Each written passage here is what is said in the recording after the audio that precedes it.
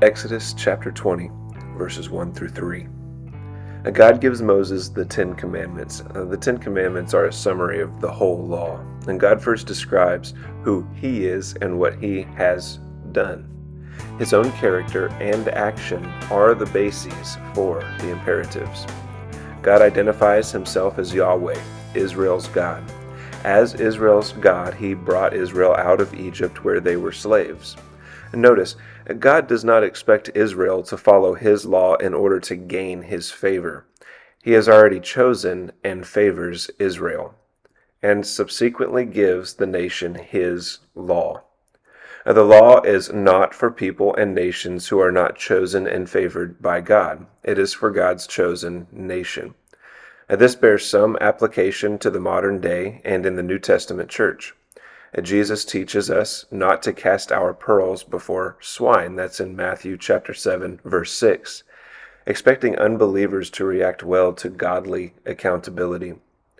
John instructs us to let those who do wrong still do wrong. You see that in Revelation chapter 22, verse 11.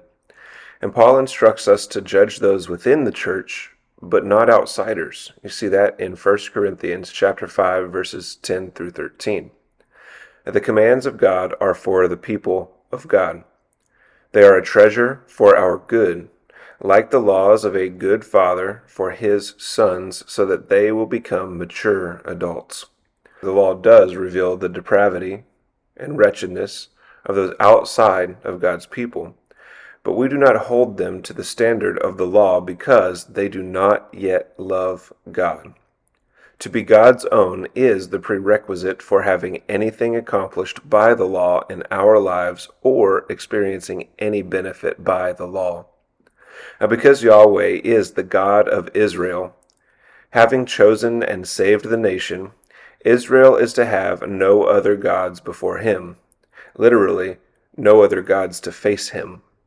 Yahweh is the only God, and therefore His people name Him alone as their God. He does not have any partners. He is not one among others. He is not a chief deity. He is the only one. Israel was not to have false gods like Baal or Ashtoreth. In fact, nothing or no one was to be given equal attention or status as Yahweh. Now, if we are God's people, such a moral law also applies to us, which is why we believe practices like witchcraft and consultation with the dead are inherently sinful. God is the one we pray to. He alone is our power and life.